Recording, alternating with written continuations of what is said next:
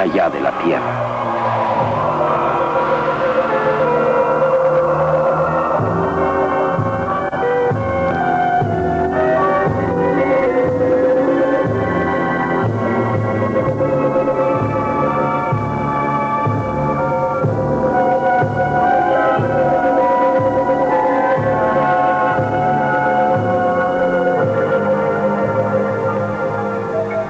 Ahora sabemos que en los primeros años del siglo XX, este mundo estuvo siendo vigilado por inteligencias más desarrolladas que la del hombre, y sin embargo tan mortales como él mismo. Ahora sabemos que como seres humanos, ocupados en sus variadas preocupaciones, fuimos escudriñados y estudiados, tal vez casi tan estrechamente como un hombre con un microscopio podría escudriñar las criaturas pasajeras que hormiguean y se multiplican en una gota de agua.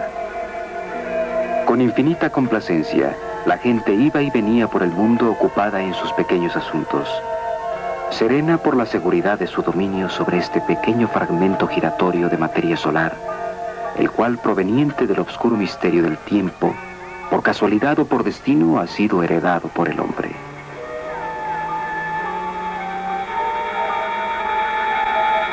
Sin embargo, a través del inmenso golfo etéreo, mentes que son a nuestras mentes como las nuestras son a las bestias de la selva, inteligencias superiores, frías y poco benévolas, observaban esta tierra con ojos de envidia, y lentamente y seguras trazaron sus planes contra nosotros.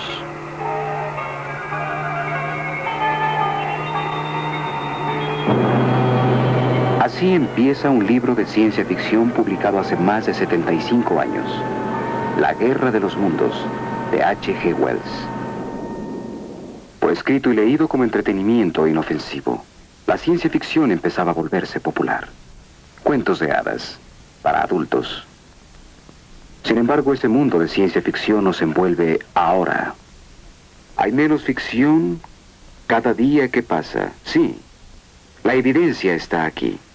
Nuestro planeta está siendo visitado por inteligencias más grandes que la del hombre, y que viajan en vehículos espaciales, en platillos voladores.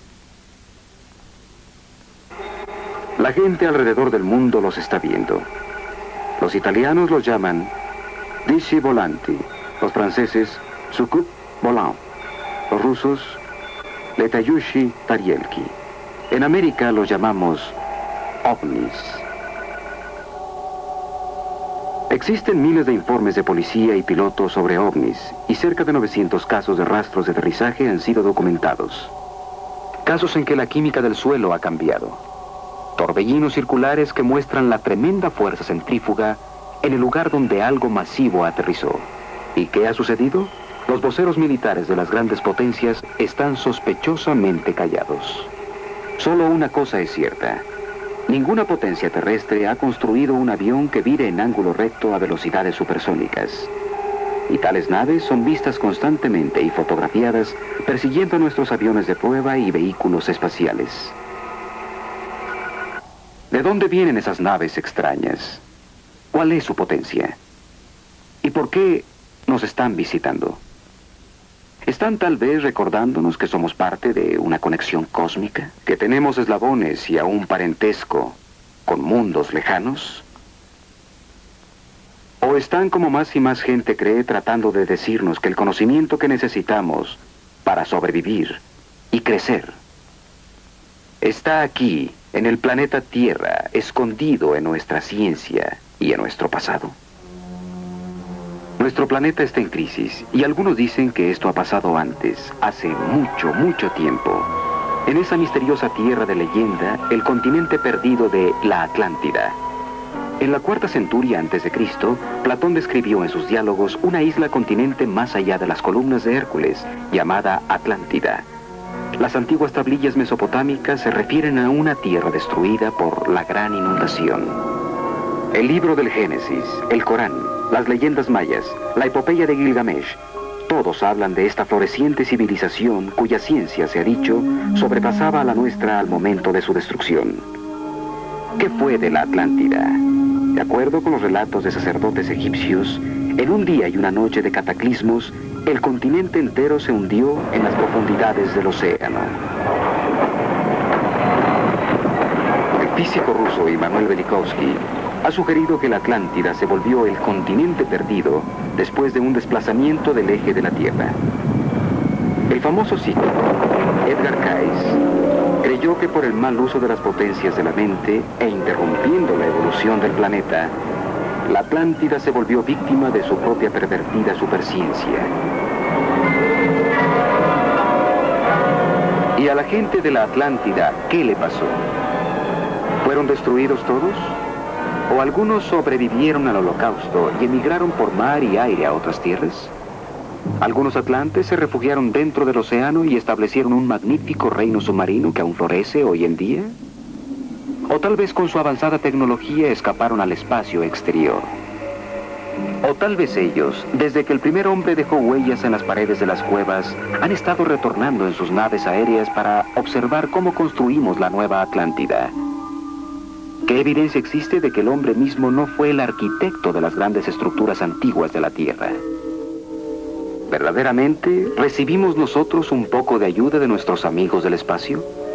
La Gran Pirámide de Giza tiene la altura de un rascacielos de 40 pisos y fue construida con 2,25 millones de bloques de roca, algunos pesando 12,000 toneladas. Bloques supuestamente transportados cientos de kilómetros por esclavos y bestias de carga. ¿Y qué hay del conocimiento necesario para la construcción de tal monumento? Nosotros sabemos ahora que la Gran Pirámide fue construida de cara al norte verdadero en el centro exacto del mapa terrestre del mundo. No el mundo conocido de 2575 años antes de Cristo, sino el mundo entero como lo conocemos ahora. La única forma en que sus arquitectos pudieron haber deducido tales cálculos hubiera sido mediante un reconocimiento de la Tierra desde lo alto, trazar un mapa global, proyectarlo extendido y luego trazar meridianos a través del centro de la Tierra. ¿Fue eso o la información les fue proporcionada por alguien más? Alguien capaz de efectuar un reconocimiento aéreo. Algunas de las pirámides de Hispanoamérica, tierra de las antiguas civilizaciones maya, azteca y tolteca, son anteriores a las de Egipto. Tiwanaku, la ciudad más antigua de Sudamérica, se dice que fue construida por una raza de gigantes cuya tierra nativa fue destruida por una gran inundación.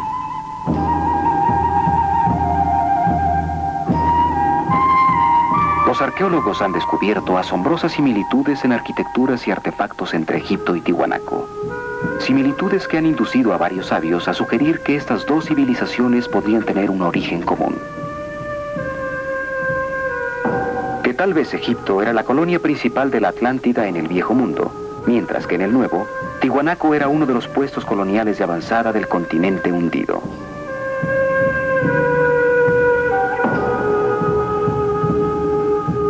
Los libros sagrados y el folclore de tierras muy alejadas, todos hablan de los días de cuando los dioses visitaron este planeta envueltos en nubes o transportados en ligeras carrozas. ¿Son las estatuas gigantescas de la isla de Pascua fieles representantes de antiguos astronautas o de gigantes de la Atlántida? ¿Y qué hay de Stonehenge, computador neolítico de los druidas? La comparación no es rebuscada, pues se necesitaría una computadora IBM para descifrar las funciones de este monumento calendárico que predecía futuros eclipses mediante la compleja alineación de estas losas masivas de piedra, cada una marcando una posición del Sol y de la Luna. Y más asombroso aún, las medidas interiores de Stonehenge en Inglaterra y las dimensiones de la Gran Pirámide de Egipto, ambas indican el número preciso de días de un año solar. Esto parece sugerir que los arquitectos de estas apartadas construcciones tuvieron acceso a la misma información. Inclusive pudieron haber trabajado con los mismos planos maestros. La pregunta es, ¿por qué?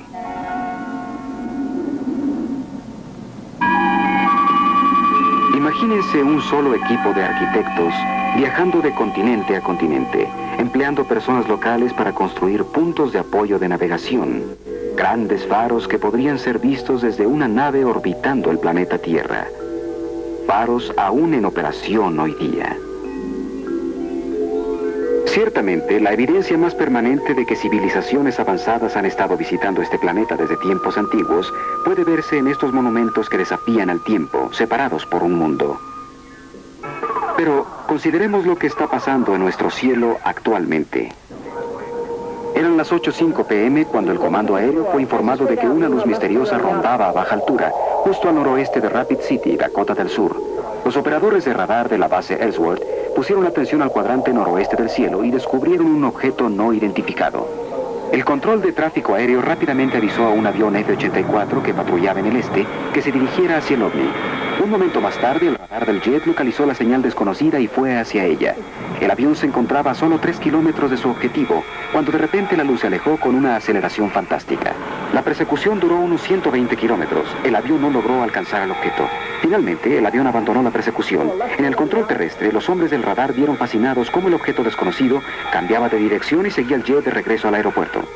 Es abrumadora la evidencia de que el planeta Tierra está siendo visitado por vehículos extraterrestres inteligentemente controlados. En otras palabras, los ovnis son aeronaves de alguien desconocido. No hay buenos argumentos en contra de la realidad de los ovnis si consultamos las evidencias. Stanton T. Friedman, físico nuclear y conferencista, ha estado consultando la evidencia sobre los ovnis por cerca de 15 años. Uno de los casos más extraordinarios que he estudiado recientemente es el de Charles Hickson y Calvin Parker, dos estibadores de Pascagoula, Mississippi, quienes informaron que mientras pescaban en la ribera del río, un vehículo extraño que emitía una luz azulosa descendió y flotó encima del banco de ostras a 13 metros de ellos. Hickson describió más tarde cómo 3 criaturas plateadas flotaron fuera de la nave, lo sujetaron y lo llevaron flotando adentro. Era como un sonido silbante. Y cuando me volví en esta área, cerca de 13 metros, era una especie de nave espacial. Parecía que se iba a posar en el suelo. Pero bajó lentamente y flotó como a medio metro del suelo. Nosotros no sabíamos qué hacer, usted sabe, con el río detrás de nosotros, y esa cosa ya no sabíamos qué era. Antes de que tuviéramos tiempo de hacer algo, apareció una abertura. Era como una especie de puerta con una luz azul. Y tenía luces fulgurantes conforme se acercaba al suelo, pero luego desaparecieron, y cuando la puerta se abrió, una cierta clase de luz salió de adentro, la cual era cegadora. Algunos informes sobre ovnis son difíciles de ignorar aún por los gobiernos, especialmente cuando hay fotografías que respaldan a los testigos. Aproximadamente a los 15 minutos para las 10 del lunes en la noche, varios ciudadanos del área este de Los Ángeles llamaron con urgencia a nuestra estación afirmando que estaban observando lo que creían que era un objeto volador no identificado. Después de recibir varias de estas llamadas, el oficial Wynkoop y yo fuimos despachados al área este de Los Ángeles para investigar ese posible ovni. Observamos el objeto viajando en dirección sureste y empezamos a perseguirlo. Mientras lo perseguíamos, yo me encargué de radiar la persecución a mi comandante, el sargento Pedro de la división Hallenbach del Departamento de Policía de Los Ángeles. Durante la persecución me las arreglé para tomar una fotografía. Esta fotografía en negativo fue registrada como propiedad de la policía. Es complemento del informe y tiene su número de expediente divisional. La extraña nave era ovalada. Ovalada por la parte de encima y abajo parecía un gran pastel abierto a la mitad. No tenía ningún domo como otros que han sido vistos. Y parecía tener como 60 metros de diámetro y 10 metros de altura. Una de las mejores secuencias fotográficas registradas fue tomada a un ovni sobre la isla Trinidad en la costa de Brasil. Observadores militares y civiles del barco brasileño de entrenamiento Almirante Saldaña vieron esta nave metálica de casi 45 metros de largo moverse sobre el mar alrededor de la isla. Un fotógrafo profesional que iba a bordo del barco con su cámara tomó estas fotografías, las cuales fueron oficialmente publicadas en El Mundo por Juscelino Kubitschek, entonces presidente del Brasil, como fotografías auténticas de ovnis. La evidencia de la actividad de ovnis sobre el agua crece constantemente. Jacques Cousteau ha informado la aparición de ovnis en Sudamérica sobre el lago Titicaca. Thor Heyerdahl vio extrañas masas fulgurantes bajo el agua durante su famoso viaje en la Kon-Tiki. Y existen cientos de informes de científicos marinos y tripulaciones de barcos acerca de naves submarinas misteriosas. ¿Cuál es la conexión entre los ovnis y el agua? ¿Están los extraterrestres usando los océanos de nuestro mundo como bases altamente desarrolladas para expediciones espaciales sucesivas? ¿O son estas naves, como algunas gentes creen, piloteadas por descendientes de supervivientes de la Atlántida que buscaron refugio hace mucho bajo el mar? ¿Qué evidencia existe para respaldar esta especulación? Ahora tenemos los medios para explorar el fondo de los océanos, y los buzos han encontrado grandes tramos de lo que parecen ser las piedras de un pavimento de gigantes. Piedras tan grandes como los bloques con que construyeron las pirámides, cruzando el lecho del océano en mitad del Atlántico. Los arqueólogos han encontrado los pasillos y pilares de un antiguo templo hundido en la costa de Bimini, en las Bahamas. ¿Son estas estructuras submarinas restos de una de las ciudades de la Atlántida? Consideren el área misteriosa en forma de triángulo en el Mar Caribe, que se extiende de la orilla de la corriente del Golfo, como a 150 kilómetros al este de Fort Lauderdale, Florida, a 40 grados latitud este en mitad del Atlántico. Conocido antiguamente como Mar de los Sargazos, esta área es el cementerio de lo inexplicable. Es un lugar donde extrañas cosas pasan a las brújulas y extrañas cosas pasan al tiempo. A lo largo de los siglos, este cementerio húmedo ha reclamado galeones españoles, windjammers, vapores, supertanques, yates de recreo y aviones. Casi todos desaparecieron sin dejar huella, como si los tentáculos de algún monstruo mítico hubieran salido y los hubieran agarrado. Esta área es conocida ahora como el Triángulo de las Bermudas, o Triángulo del Diablo. El 5 de diciembre de 1945, 5 bombarderos Vengador, bajo el mando del teniente Charles C. Taylor, despegaron de la estación aeronaval de Fort Lauderdale en una misión de rutina. Vientos de superficie de 20 nudos, cielos claros, visibilidad ilimitada. De repente, a solo 15 minutos antes de que terminara el vuelo, la torre de control localizó la voz frenética del teniente Taylor. Las 4 de la tarde. Llamando a la torre, esta es una emergencia. Parece que estamos fuera de ruta. No podemos ver tierra. Repito, no podemos ver tierra. ¿Cuál es su posición? No estamos seguros de la posición. No estamos seguros de saber dónde estamos. Parece que estamos perdidos. La ruta de vida es el oeste. No sabemos qué dirección es el oeste. Todo anda mal. No estamos seguros de ninguna dirección. Parece que entramos en agua blanca ahora. Atención, estamos completamente perdidos. Y luego, a las 4:25 p.m.,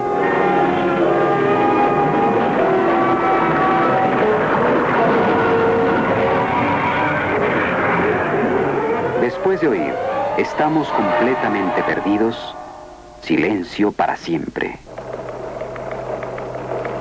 Inmediatamente la Marina despachó un hidroavión Martin Mariner, una enorme nave con equipo electrónico de rastreo y con suficiente combustible para permanecer volando 24 horas. A bordo una tripulación de 13 hombres. A las 7:04 p.m., el Mariner también estaba perdido. En 3 breves horas, el Triángulo se había tragado 6 aviones y 27 hombres.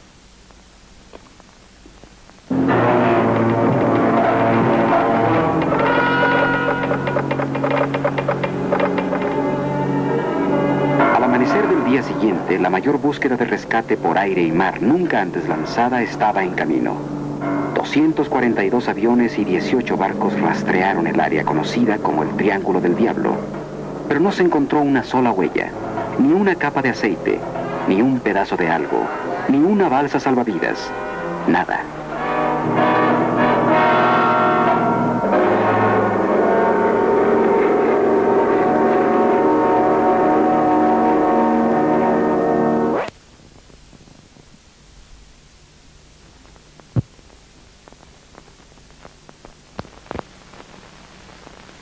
No hay una lista completa de víctimas del Triángulo del Diablo, pero solo la letanía de barcos perdidos se lee como una lista de invitados a una fiesta diplomática. United States Ship Niña, United States Ship Rufus, el Steamship Santa Clara, Star of Riel, el Home Sweet Home, el Steamship Hewitt, Corner, Slocum, el Marine Sulphur Queen, el Southern District, el City Bell, de George Bacon, el Raifuku Maru, y otros, y otros, y otros. Nombres de barcos que vienen de la mitología: el Steamship Rubicon, el Nereus, el Proteus, el Cíclope, el Constelación, el Steamship Whitcraft. Las teorías acerca del triángulo van de piratería a túneles dentro de otras dimensiones, otras zonas de tiempo. Los físicos han sugerido que los barcos y los aviones perdidos pueden haber sido víctimas de un fenómeno magnético que interrumpe las comunicaciones radiales y descompone los instrumentos de vuelo. Pero no hay una explicación concluyente. Y la pregunta ominosa persiste. ¿Esta área está controlada por alguna inteligencia desconocida? Actualmente estamos gastando millones de dólares explorando el lecho del océano. El proyecto Mohole perforó pozos de 200 metros bajo el agua, en un intento por descifrar los misterios de la corteza terrestre. Y junto con arqueólogos y oceanógrafos, los parapsicólogos se están uniendo a la búsqueda para encontrar evidencia sobre la Atlántida, el legendario continente perdido.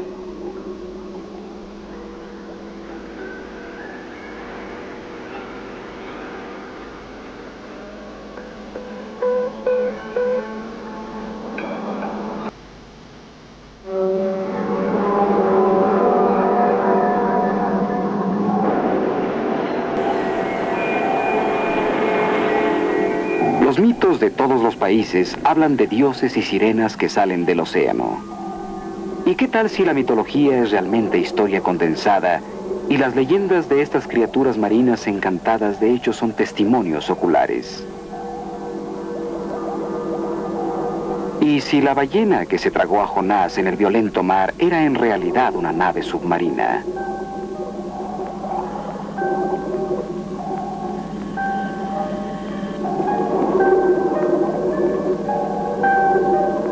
La colonización submarina puede ser una realidad en el futuro. Los institutos oceanográficos como Woods Hole y Scripps están colaborando con el gobierno en experimentos de laboratorios submarinos para probar que el hombre puede vivir confortablemente en un medio acuático por largos periodos de tiempo.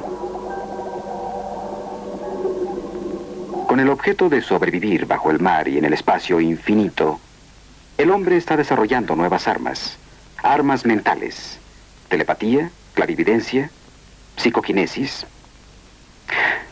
El joven psíquico Uri Geller, quien ha confundido a los científicos con su habilidad para doblar metales con su mente y desmaterializar objetos, alega que la fuerza para hacer esto es canalizada a través de él por una inteligencia extraterrestre. Si esto es correcto, todos tenemos mucho en qué pensar. Mientras tanto, los gobiernos de Rusia y Norteamérica calladamente patrocinan la investigación psíquica. Ambos países han considerado seriamente el uso de la telepatía, la transferencia directa de pensamientos de una mente a otra, como medio de comunicación con submarinos y naves aéreas. Otro país donde se lleva a cabo la investigación mental con extrema objetividad es Checoslovaquia.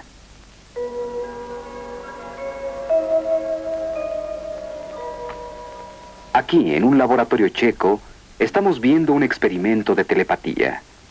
El sujeto está siendo inducido a un trance profundo de hipnosis con objeto de liberar el inconsciente para recibir el mensaje que le será transmitido.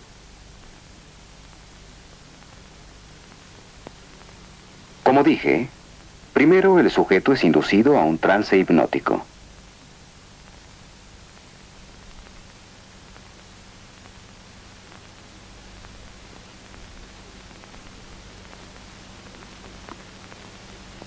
En este experimento es esencial que no haya interferencia externa, que la mente del sujeto esté clara para recibir el mensaje mental que le será enviado. Ahora, el experimentador, quien no es conocido por el sujeto hipnotizado, selecciona al azar un sobre que contiene el nombre de una especia. Pimienta. La prueba y luego trata de enviar mentalmente el sabor de la especia al sujeto hipnotizado. Ahora el científico le está diciendo, lo que yo pruebo, tú también lo probarás. ¿Qué es? La respuesta viene casi inmediatamente. Pimienta.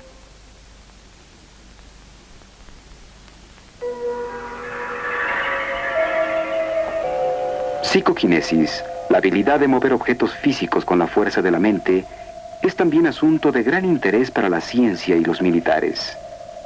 Aquí en Leningrado, bajo las condiciones experimentales más estrictas, la talentosa y sensitiva Nina Kulagina hace que la aguja magnética de una brújula gire con solo la energía de su mente.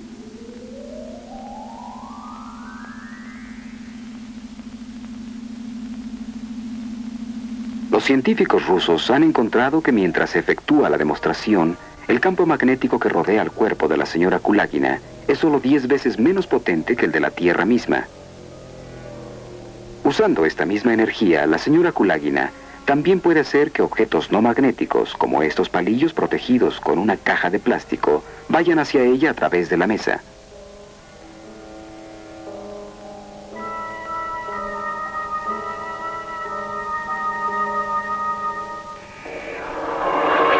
Se dice que en las Filipinas, cirujanos psíquicos están efectuando operaciones importantes en pacientes sin usar instrumentos quirúrgicos y sin ninguna forma de anestesia o control de hemorragias. Sin embargo, la cirugía parece no ser dolorosa y la cicatrización sobrenatural tiene lugar casi inmediatamente. El más conocido de los cirujanos, Tony Akpoa, está quitando un tumor de la frente del hombre de negocios de California, Donald Westerbeck. Donald voló a las Filipinas después de que los médicos lo previnieron contra los riesgos involucrados en la cirugía tradicional. Aquí, en la propia voz de Westerbeck, oímos la descripción del resultado de su operación. Cuando vine a las Filipinas, dudaba mucho de todo este proceso, pero pensé que sería una vergüenza ser operado primero y averiguar que había algo de cierto en el fenómeno filipino. Cualquier cosa que resulte puede ser o no ser la clase correcta de tejido extraído. Bien puede ser simbólico, pero hace ya 2 años de la operación y los síntomas que eran progresivos rápidamente han desaparecido. Y yo sé que lo que haya pasado en las Filipinas tuvo un cierto efecto definitivo en el alivio que estoy sintiendo en mi cabeza.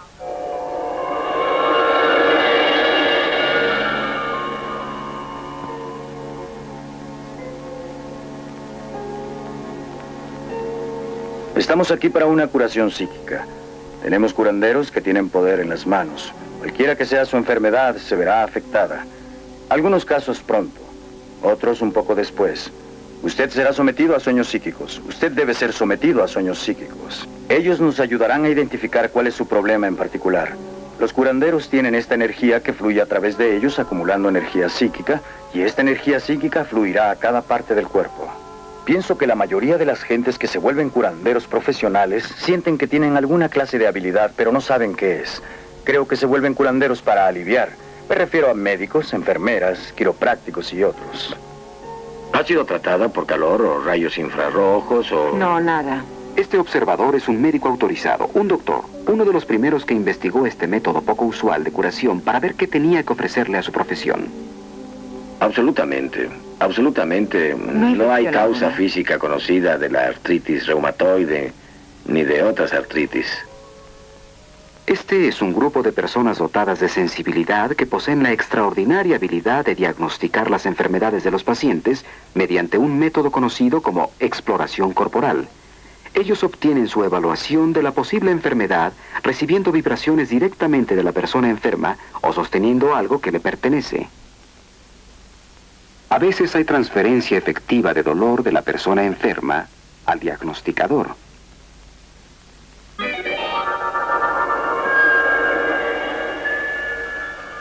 La idea de un campo de energía o aura rodeando al cuerpo humano se remonta a varios siglos. En pinturas bíblicas, los artistas trataron de representarla pintando halos o aureolas alrededor de la cabeza de las figuras religiosas divinas. Mucho más recientemente, esta fotografía de la NASA muestra al astronauta de la Apolo 12, Peter Conrad, en la Luna, con un resplandor azuloso alrededor de él.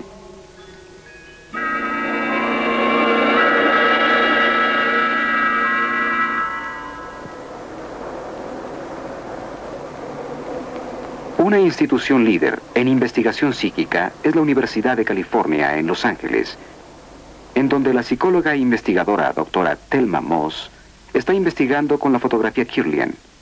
una técnica revolucionaria inventada por los científicos rusos Semyon y Valentina Kirlian, la cual registra en placas fotográficas el aura o campo de energía que rodea los objetos orgánicos e inorgánicos.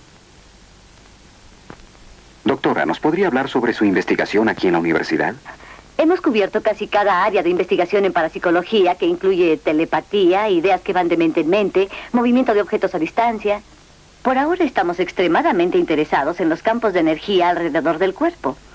Probablemente el trabajo más fascinante que estamos haciendo por ahora tiene que ver con una técnica fotográfica que fue descubierta primero en la Unión Soviética llamada fotografía Kirlian, o simplemente fotografía eléctrica. Hemos podido lograr un material fascinante en cinematografía que me gustaría mostrarle ahora, si es posible. Bien, echaré a andar el proyector y veremos algo de nuestro trabajo, lo que hemos filmado.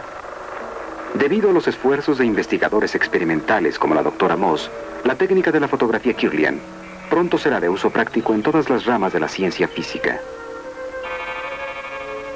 Los objetos inorgánicos fotografían muy diferente que los objetos orgánicos. Las monedas tienen una corona estable, pero dan la ilusión de que hay movimiento alrededor de ellas. Pero la corona misma es estable y sus límites están fijos, mientras que los seres humanos muestran un efecto marcadamente diferente. Esta es la yema del dedo índice derecho y nosotros podemos ver que alrededor de este dedo hay destellos y la corona está cambiando su diseño. Tomamos a una joven y le pedimos que se emborrachara. Aquí la tenemos. 2 yemas de sus dedos de la mano derecha antes de tomar algo, y el efecto es más bien plácido. Después de 4 vasos de champaña, vemos que se han vuelto considerablemente más brillantes y la distancia se ha cerrado. Y la parte posterior de sus dedos emite chispas de cuando en cuando. Después de 8 vasos, está en un estado mucho mejor. De la proyección posterior de las yemas de sus dedos salen efectos brillantes. Ahora probamos antes y durante el beso. Estos son los dedos del hombre y la mujer antes del beso. Y podemos ver que las coronas de ambos son más bien opacas, con una brecha entre los dedos en el punto en que casi se tocan. Los mismos sujetos fueron fotografiados durante un beso. Sus coronas se han vuelto considerablemente más brillantes y de hecho van una hacia la otra. Tal vez la mujer un poco más hacia el hombre que el hombre hacia la mujer. Aquí tenemos un ejemplo extraordinario que no sucede muy a menudo. Ustedes ven la mancha roja de luz que aparece entre los dos. Anticipándonos podemos imaginar lo que puede suceder con este beso. Mientras se besan, los colores blancos y casi rosados se han vuelto mucho más intensos y parecería que la persona de la izquierda está disfrutando la experiencia un poco más que la persona de la derecha. La doctora Moss también ha observado el intercambio dinámico de energía entre un curandero psíquico y su paciente. Después de un tratamiento curativo hay un incremento considerable en la amplitud de la corona que rodea la yema del dedo del paciente y la disminución correspondiente en la corona del curandero. Otro aspecto fascinante de la fotografía Kirlian es conocido como el fenómeno de la hoja fantasma. Personas que tienen un miembro amputado a menudo dicen que aún lo sienten y también se quejan de que tienen comezón en dedos que no existen. Esto, de acuerdo con los científicos, puede ser explicado por la persistencia de viejos patrones sensoriales en el cerebro. Pero por años los psíquicos han afirmado que ellos pueden ver miembros fantasmas unidos aún al cuerpo. Y ahora la técnica Kirlian respalda su afirmación. En el laboratorio de la doctora Moss, primero fotografiaron una hoja intacta. Luego cortaron una parte de la hoja y la fotografiaron de nuevo. Por corto tiempo, una contraparte fantasma de energía permaneció donde la hoja había sido cortada, formando un perfil luminoso completo de toda la hoja. Una de las cosas más dramáticas de la fotografía Kirlian es el efecto de la hoja fantasma. Aquí está una hoja, ha sido cortada en el lado izquierdo. Encendemos el equipo Kirlian poniendo un electrodo y aquí no vemos fantasma. Donde la hoja ha sido cortada, hay una especie de casco. Sin embargo, levantando el electrodo y volviéndolo a poner, se puede ver vivamente la brillantez del efecto fantasma. Extendiéndose más allá del límite de la hoja cortada, podemos ver destellos viniendo de las diversas partes de la hoja y de su extremo cortado. No podemos explicar el efecto, simplemente sabemos que existe y que podemos tomarlo. Cerca de 30% de las veces obtenemos este efecto fantasma. Doctor Amos, ¿ha investigado usted algunos otros tipos de fenómenos psíquicos? Me llaman frecuentemente. Los psicoterapeutas a veces me traen pacientes porque algunos tienen problemas. Una de las áreas más extrañas de todas es cuando somos llamados. Recibimos cientos de llamadas al año para averiguar acerca de casas encantadas. La gente piensa que sus casas están encantadas. Hicimos una extraordinaria investigación con interesantes resultados en una casa encantada aquí en Los Ángeles para la Sociedad Americana de Investigación Psíquica. No lejos de la universidad, también existe una casa encantada, habitada por el señor y la señora Rice, sus 5 hijos y un fantasma. Señor Rice, ¿cuándo se dio cuenta de que su casa estaba encantada? Fue en la víspera de la Navidad de 1969. ¿Usted oyó o vio algo? Pues fue más bien una sensación que ver o oír algo. Fue, ¿cómo le diría? Una presencia extremadamente fuerte en la casa y yo me levanté. Eran como la 1 o 2 de la mañana y empecé a buscar por la casa. Busqué por todos los cuartos esperando hallar un ladrón, pero no había nadie, pero sí se sentía la presencia de alguien, una presencia muy fuerte. Poco después, los señores Rice llamaron a un psíquico para averiguar si su casa estaba encantada en verdad. Y les dijo que el fantasma era el de un joven arquitecto que se había trastornado mucho y se había ahorcado escaleras arriba en el desván.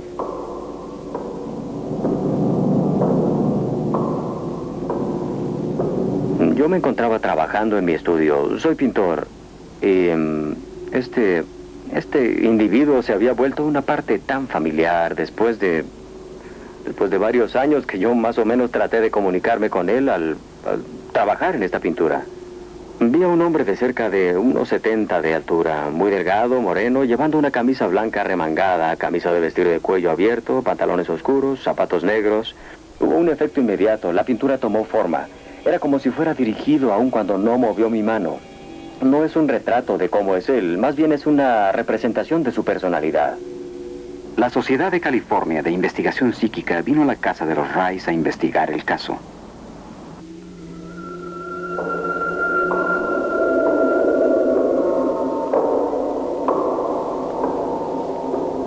Revisaron la casa, todas las habitaciones, y donde quiera que fueron, sintieron algo que registraron. Sintieron una sensación muy fuerte de él arriba, donde se supone que se ahorcó. Había ruidos extraños subiendo y bajando la escalera, y parecía que alguien la subía y la bajaba.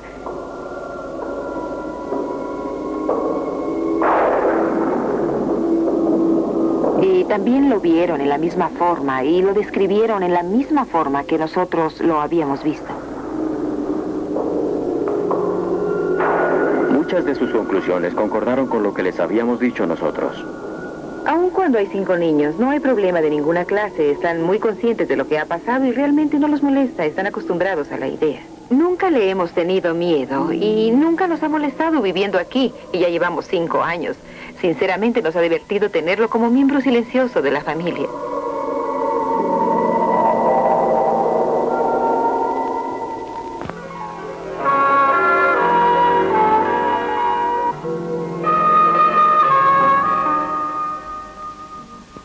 Yo soy Lucrecia Black y soy una bruja. Practico la brujería y la magia negra. Siempre he sido una bruja. Yo nací bruja, crecí como bruja. Y mi madre, abuela y bisabuela también fueron brujas. ¿Qué es una bruja? Es una mujer psíquica que puede proyectar sus energías e invadir la mente subconsciente de otras gentes, forzándolas a hacer cosas que normalmente no harían. Este es el molino de las brujas en Inglaterra, en donde en la Edad Media las brujas practicaban sus aquelarres. Había brujas que adoraban a los espíritus de la naturaleza y empleaban plantas y hierbas para hacer pociones para los enfermos. Brujas que secaban la leche de las vacas de sus vecinos o plagaban sus cosechas. Brujas que usaban abalorios o amuletos para ahuyentar las fuerzas del mal. En Inglaterra, en la época medieval, la iglesia quemó y ahorcó brujas, culpándolas de que alguien enfermaba o moría. En Francia, Juana de Arco fue quemada porque la iglesia tenía miedo de su asombroso poder psíquico. A través de los tiempos, las mujeres con poder psíquico han sido acusadas falsamente de ser brujas. Recientemente, en 1970, una mujer de California, una típica ama de casa del Medio Oeste, fue acusada de ejercer la brujería.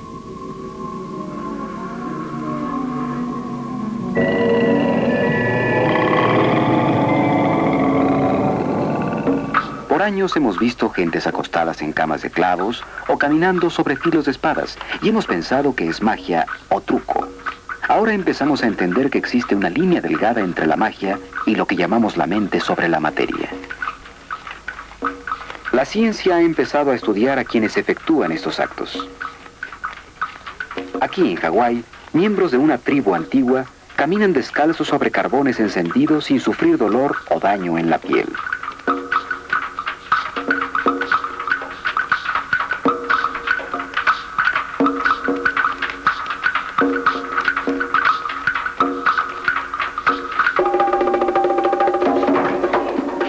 Alrededor de todo el mundo se efectúan rituales altamente especializados que flagelan los niveles más profundos e irrazonables de la mente humana.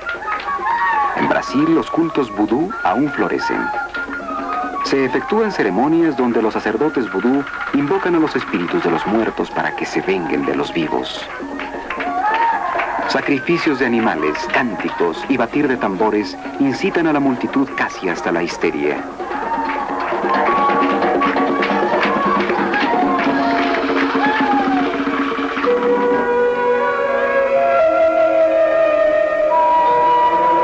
Estas discutibles ceremonias ocultas no están limitadas a los lugares primitivos del mundo. En San Francisco, como en otras ciudades americanas, Satán está vivo. Y para probarlo, con toda la cooperación de los hombres y mujeres fanáticos, vemos la celebración de una misa negra. In nomine Dei nostri Satanus Luciferi excelsi. En el nombre de Satán, el amo de la tierra, el rey del mundo, que se abran todas las puertas del infierno y aparezca para saludarme como su hermano y amigo, y que me dé las indulgencias de las que hablo, ya que vivo como las bestias del campo, regocijándome en la vida carnal. Aprecio a los justos y maldigo a los corrompidos, por todos los dioses del abismo, y ordeno que estas cosas de las que hablo vengan. Benditos sean los fuertes, porque ellos poseerán la tierra. Malditos sean los débiles, porque ellos heredarán el yugo. Benditos sean los valientes, porque ellos serán los amos del mundo. Malditos sean los virtuosamente humildes, porque serán pisoteados por pezuñas rayadas. ¡Salve Satán! ¡Salve Satán! ¡Salve Satán! ¡Salve Satán! ¡Salve Satán!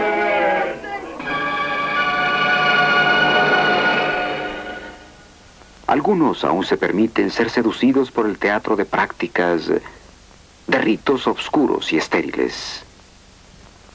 Pero la mayoría de nosotros estamos llegando a un nuevo y excitante futuro. Ahora existe una generación nacida en el conocimiento de que el hombre puede dejar la Tierra. Una generación preparada, aún ansiosa por contactos fuera de la Tierra. Y estamos empezando a explorar el espacio interior, a conocer el asombroso potencial psíquico de la mente humana. ¿Dónde encajan los ovnis en la nueva expansión de nuestro conocimiento sobre lo paranormal? Tal vez el reportero investigador Ralph Bloom, autor de Más allá de la Tierra, un libro acerca de contactos del hombre con los ovnis, podría contestar por nosotros. Señor Bloom, ¿qué piensa usted acerca de los ovnis? Pienso que debemos considerarlos como un ejemplo de la ley de Murphy. La ley de Murphy dice que si es posible que algo pase, pasará. Y no hay mucha duda que lo de los ovnis está pasando. Y que son objetos físicos reales, ocupando tanto espacio físico como tiempo.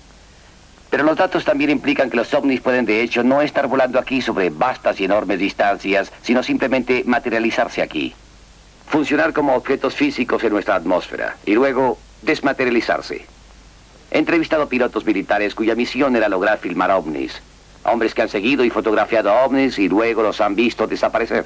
El profesor Chase Bruning de la Universidad de Mississippi ha señalado que la experiencia con un ovni se parece a un fenómeno psíquico. En ambos casos, basándose en las rígidas reglas de la ciencia, no deberían existir, pero aparecen y violan las conocidas leyes de espacio y tiempo y gravedad. Fantasmas y ovnis parecen tener mucho en común. Los fantasmas se materializan, parecen flotar y oscilar sobre el suelo. A menudo se comunican telepáticamente, luego se desmaterializan, tal como ha pasado con los ovnis y sus tripulaciones. Estos y otros fascinantes fenómenos como el tiempo perdido, teletransportación y curación espontánea, todo está asociado con las experiencias ocultas y de ovnis. Me inclino a creer como el astrónomo Allen Hynek, quien sugirió que podemos estar lidiando con una inteligencia que sabe más acerca del mundo físico que nosotros, más acerca del mundo psíquico y lo está usando. Señor Bloom, entiendo que fue a Pascagoula, Mississippi, solo 36 horas después de que Charles Hickson y Calvin Parker se encontraron con un ovni. Sí lo hice. Fue la primera vez que vi por mí mismo el aspecto profundamente perturbador de tal experiencia, no solo en los dos hombres, sino en todo el pueblo. Nada tan poderoso había pasado en Pascagoula desde que el huracán Camila golpeó la costa del Golfo. Y era imposible sentarse en el mismo cuarto que Charlie y Calvin y no poder creer que algo terrible les había sucedido a ellos. Me sujetaron. Uno me tomó de este brazo así y el que estaba de este otro lado también hizo lo mismo y yo parecí flotar a la misma altura del suelo que ellos. Luego entramos a la nave. Y ya dentro, cuando ellos lo soltaron, ¿vio mesas o sillas? ¿Usted recuerda lo que pasó? Sí. No vi mesas ni sillas ahí dentro, y no quiero decir que no las hubiera, lo que pasa es que la luz era casi cegadora y no pude ver nada. Y cuando esos seres me llevaron adentro, me soltaron. Y ese ojo, yo sigo refiriéndome a él como un ojo, se movía enfrente de mí, así de cerca, justamente enfrente de mí, mirándome a los ojos. Pareció quedarse ahí por unos cuantos segundos y luego empezó a recorrer todo mi cuerpo. Cuando ellos me trajeron de la nave y me depositaron allí, tengo la impresión de que no fueron bruscos. Ellos no me arrojaron, solamente me depositaron en el suelo y yo me caí. Mis piernas estaban débiles y no sé por qué, tal vez fue la tensión, pero me caí al suelo. Y fue cuando vi a Calvin, que estaba parado en aquella área. Estaba viendo al río con sus brazos extendidos así, como si estuviera observando algo.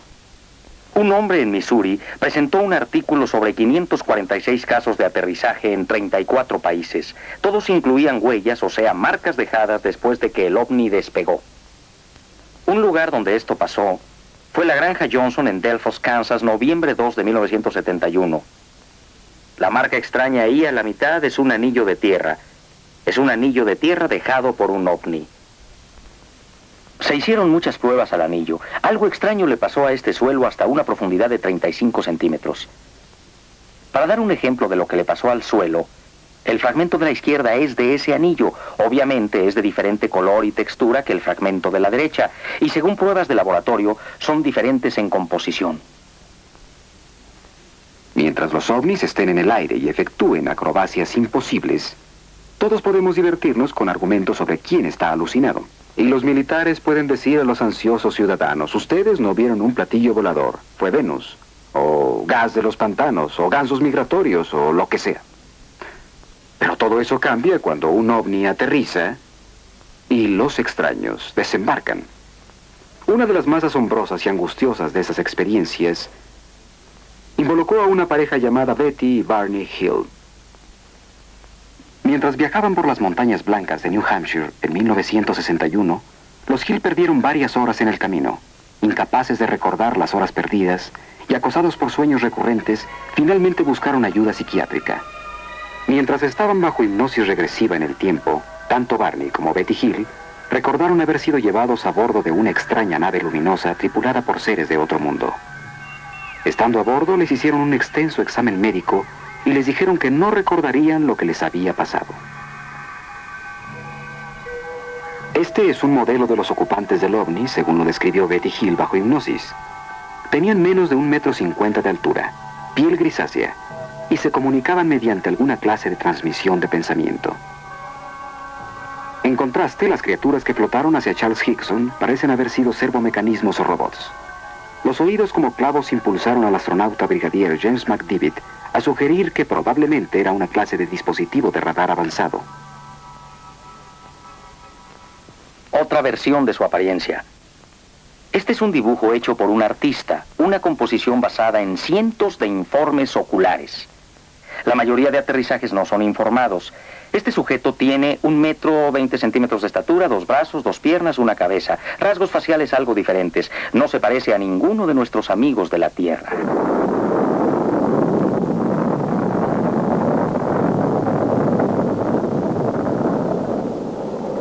Sin embargo, hay comparaciones definidas de comportamiento. Tienen módulos de excursión terrestre que se comportan muy similar a nuestros módulos de excursión lunar. Vea nuestro programa Apolo. Tenemos naves voladoras de aspecto extraño. Llevan a bordo un vehículo de lanzamiento. Flotan en los desiertos de la Luna. Alunizan. Una pareja de criaturas de aspecto humanoide salen, caminan alrededor, recogen muestras, juguetean, luego vuelven a entrar a la nave. Despegan, revolviendo el suelo detrás de ellos, se reúnen con la nave nodriza y salen disparados hacia otro cuerpo planetario. De hecho, las mismas secuencias que han sido observadas aquí por los testigos de ovnis. Uno de nuestros astronautas pioneros fue el general brigadier James McDivitt. En 1965, el general McDivitt pasó 4 días en el espacio exterior como piloto comandante del Gemini 4. General McDivitt, ¿alguna vez ha visto un ovni? Sí, durante mi vuelo en el Gemini 4 en 1965, vi un objeto en el espacio muy cerca de nuestra nave que no pude identificar. Me pareció tal vez como la parte superior de otro cohete. Traté de tomar algunas fotos de él, pero desafortunadamente las fotos no salieron bien. Nunca pudimos identificar qué había sido. Todos los datos de nuestro radar indicaban que no había cerca de nosotros otro objeto volador en ese momento. General, ¿conoce usted a alguien más que afirme haber visto un ovni? Sí, a propósito, yo conozco a toda clase de gente que afirma haberlos visto. Algunos son muy veraces y algunos de ellos yo creo que solo se están divirtiendo. Tuve la oportunidad recientemente de conocer un caballero de Mississippi, quien afirma haber sido llevado al interior de una astronave. Francamente, creo que ese caballero no está mintiendo, está diciendo lo que considera ser la verdad. No busca la publicidad, ni trata de ser gracioso, solo trata de ser honesto. Y yo creo que a este caballero sí le pasó lo que él afirma, que es verdad. Su historia es muy convincente. Al principio pensé que eran personas por la distancia. Sin embargo, cuando estuvieron frente a mí fue la impresión más grande que he tenido en mi vida. Eran más bajos de estatura que yo, aproximadamente como de 1,60 m, y no tenían cuello. La cabeza parecía bajar directamente a los hombros. Y tenía algo así como un cono en el punto donde debía estar la nariz, y donde debían estar los oídos también tenía lo mismo, y creo que los oídos parecían más largos que la nariz. Me pareció que cuando salió por esa puerta, esa abertura o lo que fuera, casi instantáneamente estaban aquí con nosotros. Y sus brazos, porque tenían brazos como nosotros, vi que sus brazos se movían, pero las manos eran diferentes, tenían membranas entre los dedos y solamente el pulgar estaba libre. ¿Me puede hablar de la prueba del detector de mentiras?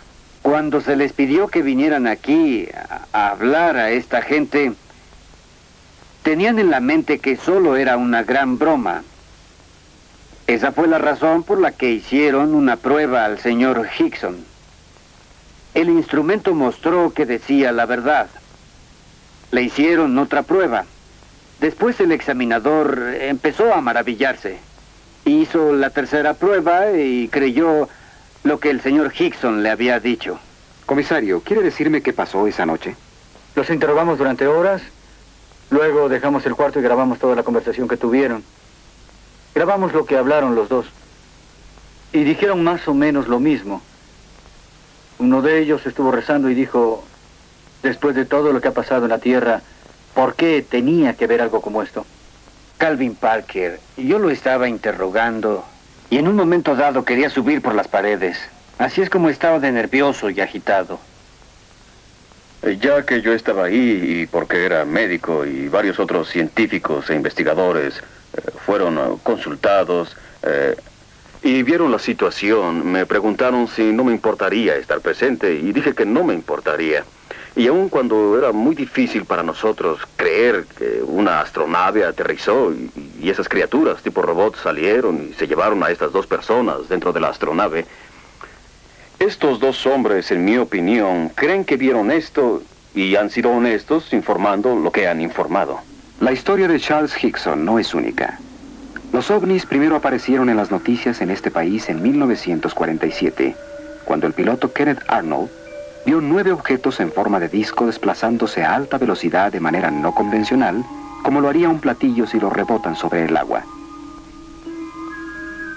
Un periodista que entrevistó a Arnold tomó el término platillo volador y se inició una vigilancia del cielo por un cuarto de siglo. Durante 28 años, estas naves metálicas en forma de disco de cientos de metros de diámetro han sido vistas alrededor del mundo, de París a Papúa y a Pascagoula. Aun cuando la ciencia ha fallado en dar una explicación de aceptación general sobre los ovnis, el asunto ha sido estudiado por el Congreso de los Estados Unidos. En 1968, el congresista J. Edward Rush, de Indiana, presidió el Simposium de Ciencias y Astronáutica sobre los ovnis. ¿Cree usted que los ovnis son astronaves de otro planeta? Bien, me abstengo de contestar la pregunta solo por esto. Yo no sé, pero mi imaginación me dice que tal vez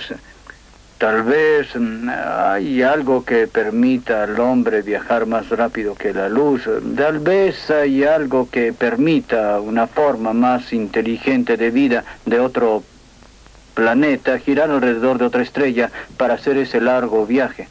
Yo también he estudiado esos cientos de informes. Por más de 20 años, el mayor Donald K. Howe, retirado de la Marina, ha estado informando sobre el mundo de los platillos voladores. Entiendo, mayor K. Howe, que igual que el físico Stanton Friedman, usted cree que estamos siendo visitados por vehículos de otros planetas inteligentemente controlados. Estoy de acuerdo con la Fuerza Aérea. Han llegado a una conclusión secreta al respecto desde 1948. Años dirigí un simposium aquí en Capitol Hill. Y los participantes de ese simposium fueron científicos de algún renombre. Eran científicos que tenían interés en los ovnis y durante el curso de ese simposium se presentaron fotos que aparentaban ser de ovnis. Uno de los científicos que analizaron las fotografías en las audiencias del congresista Rush fue el Dr. Robert Baker Jr., quien ha consentido en evaluar para nosotros 2 películas sobre ovnis del archivo del Instituto Smithsoniano de Washington, D.C. Vemos aquí la película de Montana de 1950, mostrando 2 objetos filmados por Nicolás Mariana de Great Falls, Montana. El fenómeno natural al que a menudo se atribuye el origen de estas imágenes es el reflejo de aviones. A menos que los aviones volaran a una velocidad fantástica e irreal, tendrían que estar muy cerca del observador para identificarlos como aviones, con objeto de justificar la clase de movimiento visto en la película. No acepto que estas imágenes sean aviones, reflejos de aviones, cometas u otros fenómenos naturales bien comprendidos. No sabemos si sean armas sofisticadas, todo el mundo lo niega. Nuestra propia nación niega que sean armas fabricadas aquí. Esta película fue tomada en 1952 por Delbert Newhouse, fotógrafo naval, cerca de Tremonton, Utah. Él estimó que había aproximadamente una docena de objetos metálicos formados por 2 platillos, uno invertido sobre el otro. La explicación oficial fue que los objetos eran una parvada de gaviotas volando alto. Pero el Dr. Baker tiene otra opinión. Las aves, como las gaviotas, simplemente no hacen cambios acelerados a altas velocidades como los mostrados en la película. También existen algunos datos meteorológicos que indican que no había condiciones que permitieran a las aves mantener el vuelo por largos periodos simplemente volando en espiral. Me parece más bien que se trata de algún fenómeno natural o es posiblemente algo del espacio exterior. Hay, sin embargo, otra teoría. El Triángulo de las Bermudas no es la única área en la cual los navegantes han sido confundidos por el comportamiento extraño de las brújulas magnéticas. Como todo niño de escuela sabe que algo extraño le pasa a la brújula magnética conforme se viaja a las regiones polares del globo. Los científicos han señalado al espacio, a la alta atmósfera y aún al Sol como responsables de esta anomalía magnética. Pero informes más fidedignos sugieren un misterio mayor. Una gran concentración de ovnis en el Ártico y en el Antártico ha conducido a algunos expertos a especular que estas regiones pueden servir como bases de aterrizaje de naves extraterrestres. Y aún ha sido sugerido que los platillos voladores, de hecho, emergen y vuelven a entrar al interior de la Tierra por puertas polares. y que el centro de nuestro planeta es su verdadero lugar de origen. En 1947, el contraalmirante Richard Byrd, al mando del Navy Task Force, voló 2.000 kilómetros más allá del Polo Norte, pero no como sería de esperarse sobre desiertos helados, sino sobre una gran extensión de montañas, lagos de agua fresca, ríos, vegetación verde y vida animal. Una tierra no registrada en ningún mapa. De la evidencia proporcionada por el almirante Byrd y otros famosos exploradores del Ártico y el Antártico, se ha sugerido que la Tierra no es como hemos pensado, una esfera sólida con un centro candente de metal fundido, sino que es de hecho una esfera hueca, en la cual ha permanecido una pequeña cantidad del fuego original para formar un sol central capaz de emitir luz y propiciar el crecimiento vegetal. Inclusive se ha afirmado que los grandes mamuts, encontrados congelados en el hielo polar, no eran prehistóricos, sino animales del interior hueco de la Tierra que salieron a la superficie y murieron congelados. Los proponentes de esta teoría estiman que la costra de la Tierra es de aproximadamente 120 kilómetros de gruesa, con aberturas en las extremidades polares. Sugieren que el almirante Byrd y otros exploradores de hecho entraron por la abertura que conduce al interior de la Tierra, sin saberlo. Estos exploradores supusieron que aún viajaban por la superficie exterior, ya que la pendiente es gradual, y porque no podían ver el otro lado de la abertura, la cual está a cientos de kilómetros de distancia. Como un solo hombre, los científicos ridiculizan la teoría de la Tierra hueca. Ellos dirán que los únicos espacios huecos cerca de los polos se encuentran en la cabeza de los que creen en esa teoría. Pero algunas preguntas inquietantes permanecen sin contestación. ¿Cómo explicamos el efecto térmico, la presencia creciente de vientos calientes cuando se viaja al norte más allá de 70 grados de latitud? ¿Por qué esos vientos acarrean enormes cantidades de polvo negro? ¿Por qué polen de colores tiñe las nieves de rojo, verde y amarillo en miles de kilómetros cuadrados en el Ártico? ¿Por qué todos los icebergs están compuestos por agua dulce? ¿Y por qué los exploradores encuentran semillas tropicales, plantas y aún árboles flotando en el agua fresca de estos icebergs? ¿De dónde vienen todas estas cosas? Bien, la contestación a estas preguntas es obvia para cualquiera que crea en la existencia de una región inexplorada en el interior de la Tierra. Pero la teoría de la Tierra hueca no se limita a este planeta. En su libro, Un viaje al interior de la Tierra, Marshall Gardner habla sobre luces brillantes que se ven en los casquetes polares de Marte, Venus y Mercurio, y concluye que estos planetas también tienen huecos interiores y soles centrales. De acuerdo con Gardner, la aurora boreal o luz del norte es causada por los rayos del sol central dentro de la Tierra, proyectados en el cielo de la noche a través de la abertura polar. Pero antes de reírnos con esos científicos por estas teorías, debemos recordar que hace 100 años, los astrónomos más prominentes del mundo pusieron en juego su reputación sobre el hecho de que las rocas no caían del cielo. Hoy día, esas rocas se llaman meteoritos. La ciencia, como cualquier cosa viviente, debe crecer. Y una de las nuevas preguntas cruciales para los científicos es cómo viajar a través del espacio. ¿Hay arterias cósmicas? ¿Tal vez aberturas en el abismo del espacio-tiempo infinitos? En el pasado el hombre atribuyó inmortalidad a las estrellas. Ahora sabemos que las estrellas, igual que nosotros, nacen, crecen y eventualmente mueren. Al final de sus vidas, estrellas solo un poco más pesadas que nuestro Sol, de repente estallan en explosiones de supernova, volviéndose fulguraciones galácticas gigantes que se colapsan formando estrellas enanas blancas que luego se queman volviéndose enanas negras, cada una del tamaño de la Tierra. Si una estrella es algo más pesada, se colapsa hasta volverse una estrella neutrón mucho más pequeña y muchísimo más comprimida. ¿Pero qué les pasa a las estrellas de cuando menos 3 veces el tamaño de nuestro Sol? ¿Esas que no envejecen quietamente como estrellas neutrón o enanas? Los científicos creen que el colapso de estas enormes estrellas es tan poderoso que una vez que empieza nada puede detenerlo. Continúan encogiéndose hasta que el campo gravitacional que las rodea es tan fuerte que se cierra completamente al resto del espacio. Nada que entre a esta región puede escapar, ni aún la luz, y así es como estas estrellas se convierten en agujeros negros invisibles en la fábrica del espacio. Estrellas que han parpadeado y muerto, pero que aún están ahí, ejerciendo un efecto devastador sobre cada partícula de materia que entra a su campo gravitacional. donde la gravedad es tan intensa que tuerce el espacio, aprisiona la luz, detiene el tiempo. Los astrónomos especulan acerca de la posibilidad de que existan enormes agujeros negros en rotación, en los cuales la tremenda distorsión del tiempo y del espacio sea tan extrema que genere un corredor hacia otro mundo. Un futuro astronauta que se zambulla en un agujero negro en rotación tal vez nunca podría volver a comunicarse otra vez con nuestro mundo, pero podría emerger en una dimensión diferente, una esquina diferente del universo, inclusive tal vez un universo diferente.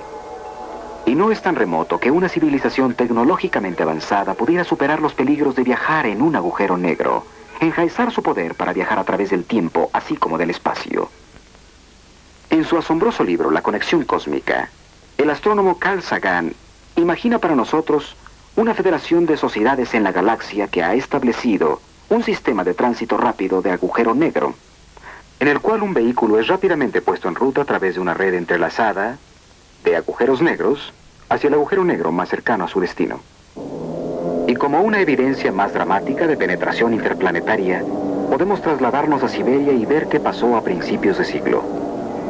Un objeto espacial no identificado se precipitó a la Tierra a 45.000 kilómetros por hora. Dejando estelas de fuego, entró en la atmósfera. Y luego, una explosión.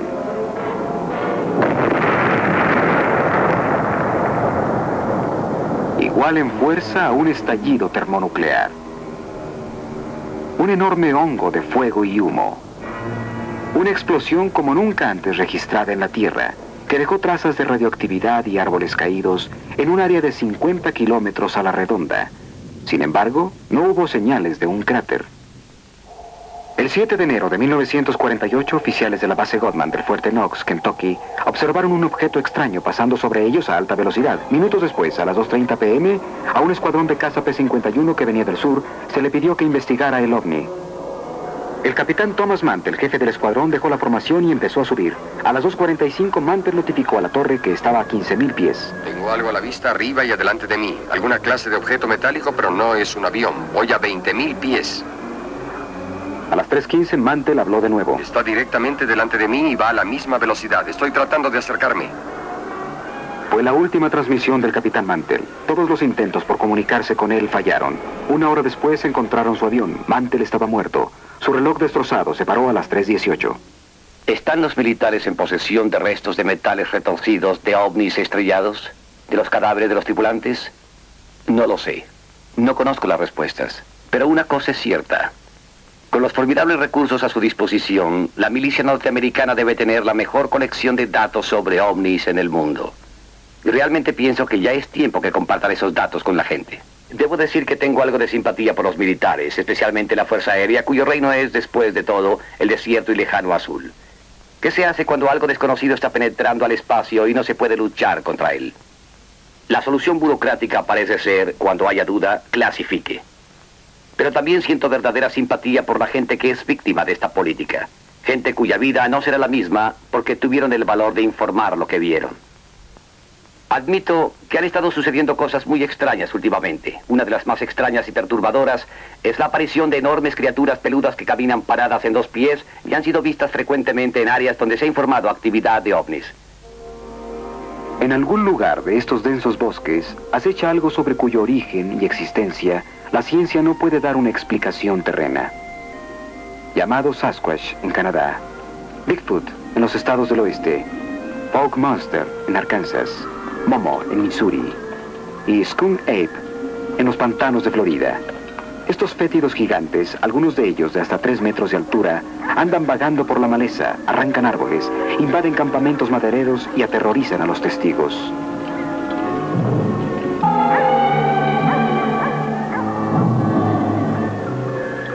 ¿Qué son estas criaturas?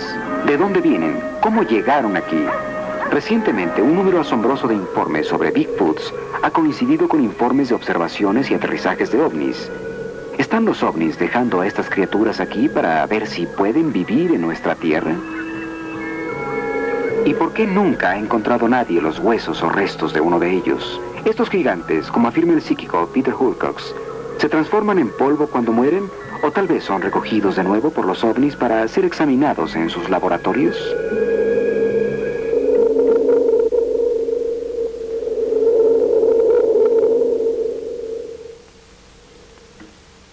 ¿Es un Bigfoot un mutante cósmico? Por increíble que esto parezca, estamos contemplando posibilidades aún más extrañas en nuestros propios laboratorios. En 1818, cuando Mary Shelley creó al primer varón, Frankenstein, la idea de un ser humano fabricando a otro era pura fantasía. Ahora lo inconcebible se ha hecho casi una realidad, ya que los científicos del mundo investigan en el nuevo y ominoso campo de la ingeniería genética. Mediante un proceso conocido como cloning, se puede reproducir genéticamente copias idénticas de un organismo individual. Hasta ahora los experimentos en reproducir plantas y formas de animales inferiores han sido un éxito.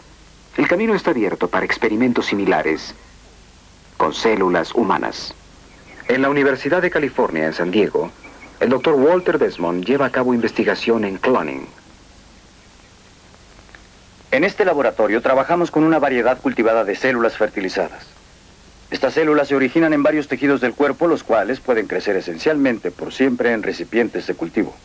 El material de que partimos, el tejido animal, está hecho de un número de diferentes clases de células. Como a menudo estamos interesados en estudiar un solo tipo de célula, es deseable tener cultivos que vengan de una célula única. Esperamos entonces que todas las células de ese tejido sean idénticas. Eso se logra mediante cloning, poniendo un número muy pequeño, inclusive una célula en un recipiente de cultivo, permitiendo que las células crezcan en forma individual. Las colonias que provienen de donde originalmente había una pueden ser aisladas y estudiadas, con la seguridad de que todas las células son de origen idéntico. Aún existe alguna duda de si las células de animales superiores tienen este potencial. En la Universidad de Indiana, la doctora Janice Brothers ha estado trabajando extensamente en el desarrollo de formas animales inferiores, como la salamandra, de una fuente paternal única. Así que el nuevo espécimen de salamandra crece y se convierte en gemelo idéntico, una generación obtenida de uno solo de los padres. Estos ajolotes son un tipo de salamandra provenientes de un lago de México. El ajolote es útil a los científicos porque muchos mutantes de este animal han sido estudiados. El desarrollo de cada característica del cuerpo es controlada por genes. Un cambio en un gene se llama mutación. Algunas de las mutaciones que se han encontrado en los ajolotes afectan el desarrollo de los ojos, corazón, patas, sistema esquelético y la pigmentación. Los ajolotes dorados y blancos son animales con mutación en la pigmentación. Los 4 ajolotes oscuros y grandes que nadan en el acuario son un clon de trasplantes nucleares, obtenidos trasplantando el núcleo de una célula de un embrión normal en un huevo que tiene un citoplasma anormal.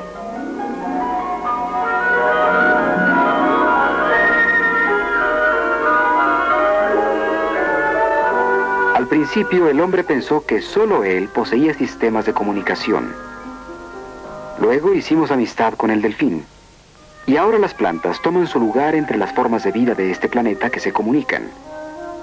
Desde 1969, Marcel Vogel, químico investigador de la IBM, ha estado activo en el estudio de la comunicación entre el hombre y las plantas.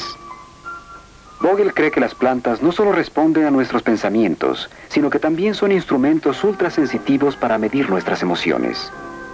Trabajando con plantas verdes caseras de hoja ancha, como este philodendron, Vogel enrolla un alambre alrededor de la planta y ata un pequeño electrodo de acero inoxidable a la hoja.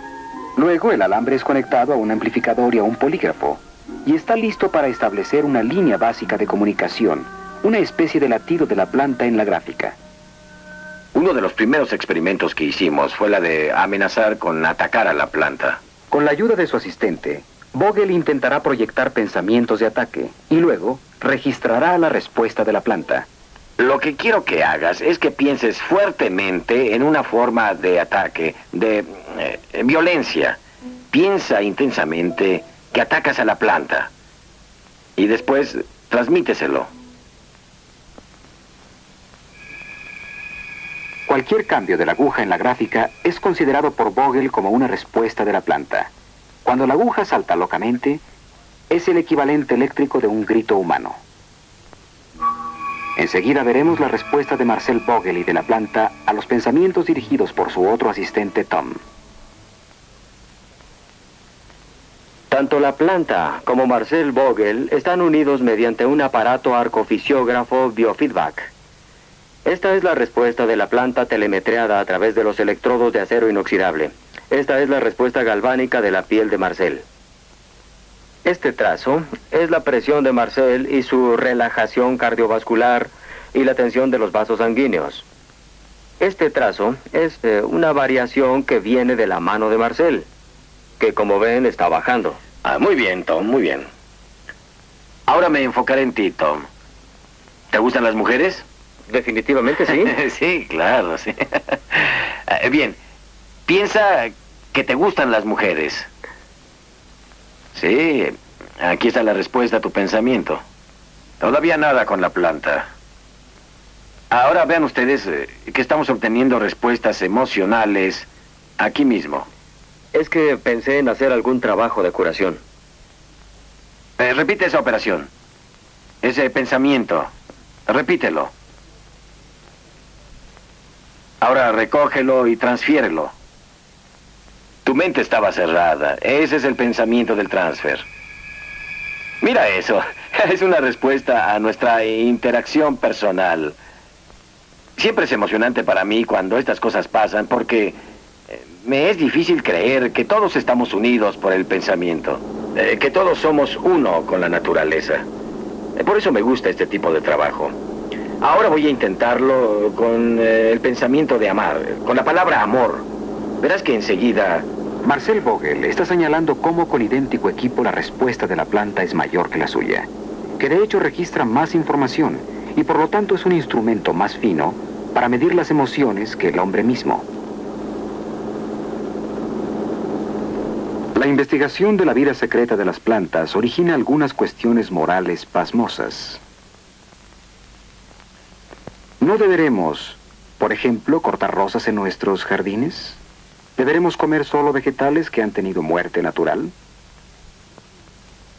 ¿Y qué es natural cuando hablamos de la muerte? La raza humana ha andado un largo camino desde que Fausto vendió su alma al diablo. Ahora estamos listos para negociar con la muerte, a tratar a la muerte como una enfermedad, y una enfermedad curable. En marzo de 1963, biólogos de la Universidad de Oklahoma confirmaron que las células dérmicas de la princesa egipcia Mene estaban intactas y, en efecto, vivas. Sin embargo, la princesa ha estado muerta desde hace miles de años. Los antiguos sacerdotes egipcios sabían mucho de los secretos sobre la preservación de la vida, secretos que ahora estamos por redescubrir mediante una rama tan nueva de la ciencia que la mayoría de la gente nunca ha oído hablar de ella. El nombre es criónica. La criónica es un programa para alargar la vida. Debido a la brecha tremenda entre el laboratorio de investigación y el consultorio del médico general, parece que ya no es apropiado sepultar o cremar a un individuo simplemente porque ha sufrido una enfermedad terminal o porque ha tenido un ataque cardíaco. De hecho, podemos hacer más utilizando los nuevos desarrollos y avances de la ciencia llamada criología. La criónica se refiere a morir y a la muerte como una enfermedad, fenómeno natural, pero no necesariamente incurable. ¿Cómo cura a un paciente de la muerte? Bajo condiciones ideales, un paciente está en el hospital y segundos después de cesar los latidos, se firma un certificado que constituye la muerte legal. Inmediatamente la temperatura del cuerpo del paciente debe ser reducida a 0 grados centígrados lo más pronto posible. Esto se logra usualmente poniendo el cuerpo del paciente en un baño frío, reduciendo rápidamente la temperatura.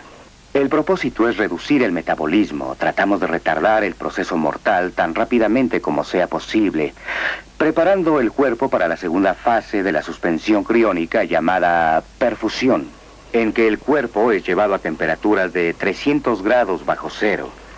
Este proceso de perfusión consiste en reponer la sangre del cuerpo con un producto biológico anticongelante que protege las células de las temperaturas muy bajas.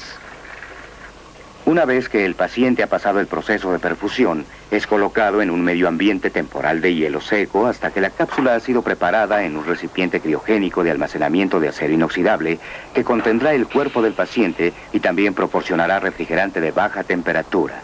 En este caso se usa nitrógeno líquido. el cual tiene una temperatura de menos de 320 grados Fahrenheit. A esta temperatura, para propósitos prácticos, el tiempo deja de existir. No estamos en el negocio o interesados del todo en congelar cadáveres y tratar de volverlos a la vida. Lo que estamos haciendo es retardar. Utilizando biología de baja temperatura, estamos retardando y deteniendo el proceso de la muerte dentro de lo que nosotros llamamos legalidad. Las iglesias están de acuerdo con el objetivo de alargar y salvar vidas preciosas. Aquí tenemos a una joven mujer que ha sido puesta en suspensión criónica. Y de hecho la iglesia no solo acepta los procedimientos, sino que ha enviado a un sacerdote a bendecir la cápsula, con la esperanza de que en verdad esta mujer pudiera ser salvada. ¿Cómo se interesó en esta investigación, señor Nelson? De niño estaba fascinado con el fenómeno de la hibernación, de cómo los animales podían sobrevivir largos inviernos sin alimento. Muy recientemente tuvimos el ejemplo real de un ser humano, un joven llamado Armando Socaros, quien quería escapar de Cuba, y concibió la idea de esconderse en el hueco de las ruedas de un jet que iba a volar a gran altura. No se dio cuenta de la prueba a la que se iba a enfrentar. Sabemos que a la altitud de 39,000 pies no hay suficiente oxígeno para seguir con vida. La temperatura exterior era de menos de 40 grados y el depósito de las ruedas no era una cabina presurizada. Cualquiera de estos factores podía y debía haberle quitado la vida. 8 horas después, cuando el avión aterrizó en Madrid, España, el joven Armando cayó congelado al pavimento, no tenía pulso, y para asombro de todos, cerca de 1 hora después, detectaron un latido débil. Varios días después estaba casi recuperado y 56 días más tarde dejó el hospital ya sano. Científicos de todo el mundo vinieron a examinar al joven y se maravillaron de lo que hizo, porque de acuerdo con la ciencia era imposible y llegaron a la conclusión de que Armando Socaros fue el primer caso artificialmente inducido de hibernación humana. En los últimos años, la NASA ha gastado millones de dólares en investigación sobre hibernación, como posible ayuda en viajes espaciales. Personalmente creo que será muy valiente el primer hombre que acepte ser congelado vivo y luego ser enviado en un cohete a Marte. ¿Puede decirme si es posible, señor Nelson, que la gente sea crónicamente suspendida estando aún clínicamente viva? No, no se puede hacer legalmente hoy en día, en mi opinión. Con frecuencia tenemos peticiones de pacientes desahuciados, que sufren terriblemente de cáncer u otra enfermedad y quisieran que sus cuerpos fueran suspendidos criónicamente antes de sufrir los estados finales de la muerte y la agonía y demás. Sin embargo, no es posible por la definición legal de la muerte. El proceso no puede empezar hasta que cesan los latidos. Pero definitivamente sería para ellos una ventaja biológica y médica. Y espero que algún día podamos aplicar estos procedimientos a pacientes que estén en un estado de salud crítico, si eso es lo que desean. Para algunos esto podría ser uno de los más horrendos, y otros aún podrían decir escalofriantes desarrollos de la revolución biológica. Pero no creo que sea tan amenazante o angustioso en su implicación para el futuro como es el cloning. Una vez leí a un ensayista francés quien sugirió que cuando los hombres están a punto de crear la vida, Dios regresa a la tierra, sonríe irónicamente y anuncia: hora de cerrar, caballeros, por favor. No hace mucho el concepto de lograr un organismo completo de una célula sexualmente en un laboratorio hubiera parecido imposible. Pero los científicos ya pretenden lograr la vida humana mediante duplicación. Richard Siegel, profesor de genética de la Universidad de California, está de acuerdo en discutir con nosotros algunas de las implicaciones sociales, políticas y éticas si la ciencia interfiere con la evolución. Doctor Siegel, ¿es probable en su opinión que el hombre duplicado sea una realidad en un futuro cercano? Definitivamente existe una posibilidad de que en un futuro previsible sea posible que el hombre pueda duplicar al más complejo de los mamíferos. Me refiero al hombre mismo. Tenemos la teoría, tenemos el conocimiento científico, pero algunas de las técnicas muy especializadas que son requeridas aún no han sido desarrolladas. Pero hay una razón para creer que con un esfuerzo coordinado, algunas de las barreras que existen ahora puedan ser superadas. Si la duplicación humana fuera finalmente lograda, y de nuevo vuelvo a enfatizar que aún no lo ha sido, creo que originaría algunos problemas éticos notables a toda la humanidad. Después de todo, sería un grupo de gente que no tendría padre, ni madre propia, ni familia, que reconocerían desde el principio que son copias Xerox, por decirlo así, de gentes que existen o existieron recientemente. Y luchar contra esto a través de sus vidas sería, desde luego, el problema más difícil al que finalmente tendrían que enfrentarse, ya sea psicológicamente o psiquiátricamente. Eso no lo sé.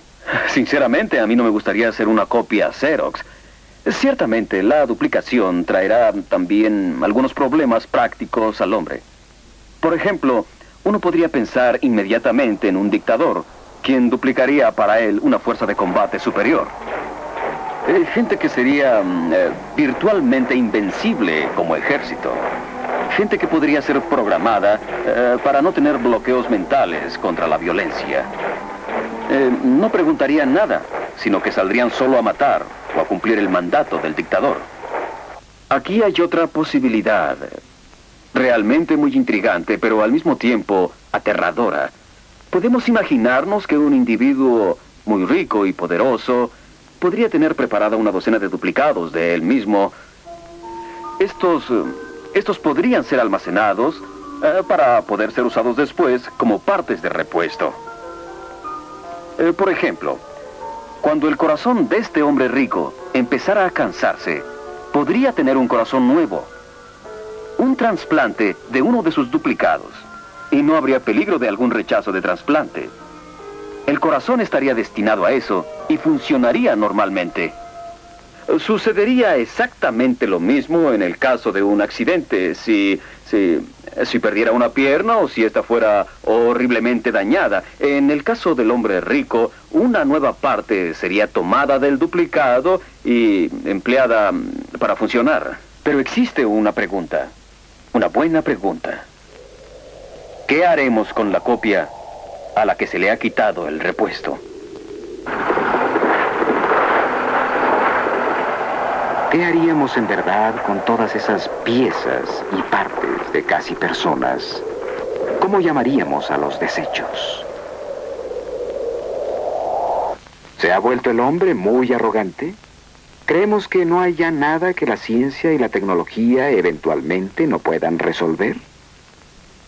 ¿Somos en verdad los nuevos Atlantes?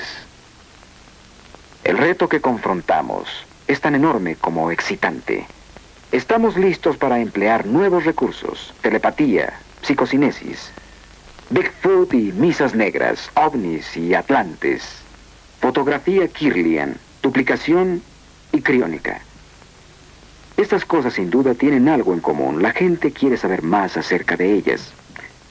Aprender a forjar nuevas herramientas para el futuro de la humanidad en la Tierra y más allá. Estos talentos y conceptos nuevos, ¿de dónde están viniendo? ¿Están impresos en nosotros desde el principio? ¿O estamos siendo programados desde el exterior, en igual forma que el Señor programó a Moisés para sobrevivir? Algunos estamos de nuevo en contacto con ángeles tecnológicos, si lo prefieren, que son mejores y más sabios que nosotros. Yo no sé. Yo pienso que ellos saben más de lo que está pasando en esta tierra. Yo pienso, no sé, que pueden estar buscando a alguien con quien poder comunicarse para convencer a la gente de que el amor es la única posibilidad de sobrevivir. Ellos. ¿Quiénes son ellos? Vivimos tiempos angustiosos. Así que la teoría más agradable es tal vez la de que son de la Tierra misma, de lejos, en el futuro, cuando al fin aprendamos a viajar hacia atrás en el tiempo. Me gusta eso, porque si esa teoría es correcta, si ellos son nuestros propios descendientes, si ellos son del futuro, significa que lo logramos, que sobreviviremos.